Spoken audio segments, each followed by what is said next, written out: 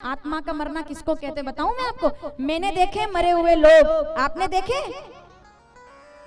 मेरी बात इस सभा में बैठे हुए लोगों को कड़वी लग सकती है और मुझे परवाह नहीं है इस बात की, क्योंकि मैं सच बोलना चाहती हूँ। आत्मा से मरे हुए लोग देखे हैं आपने?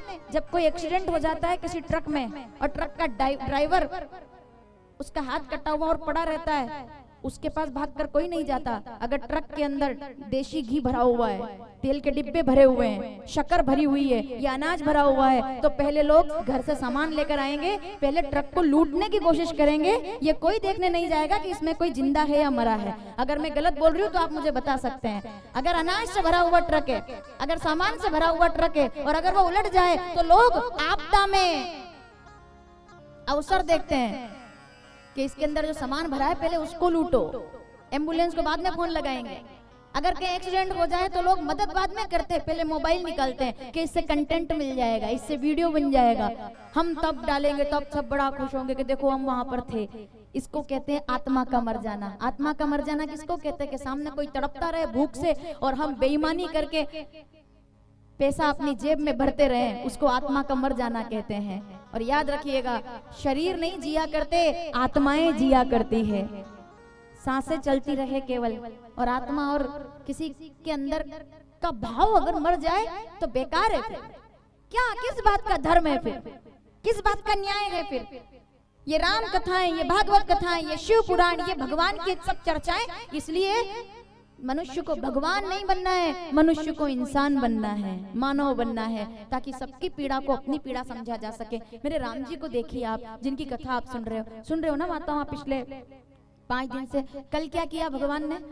उनके पास तो मौका था, मना कर सकते थे, लेकिन राजा दशरथ से कहते हैं, आहा क्या बात है। माँ कहती है कि बेटा तैयार हो जा, तुमको राजा बनना है। तो कौशल्या जी से राम जी क्या कहते हैं? शिकायत करने नहीं गए कि माँ देखो तो मेरे साथ क्या हो गया, सिर पकड़ के थोड़ी बैठे कि क्या हो गया देखो जरा मेरे साथ। उन्होंने कहा राम तुम राजा बनोगे? राम जी कहते हैं हाँ माँ, मैं आशीर्वाद लेने आया हूँ।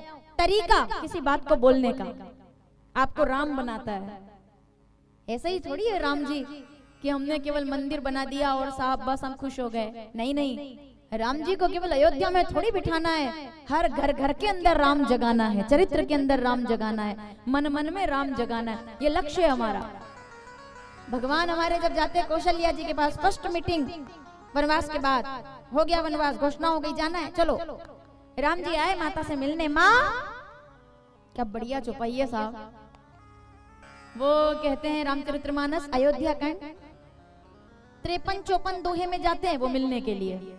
तब जो बात होती है वो सुनिएगा। उन्होंने कहा कि राम राजा बनना है, तुमको जल्दी तैयारी कर लो। तो राम जी कहते हैं हाँ माँ, पिता ने तो मुझे राज्य दे दिया। राज्य दे दिया? कब? पूजा होती है, बहुत लंबा समय लगता है, तुम राजा बन गए।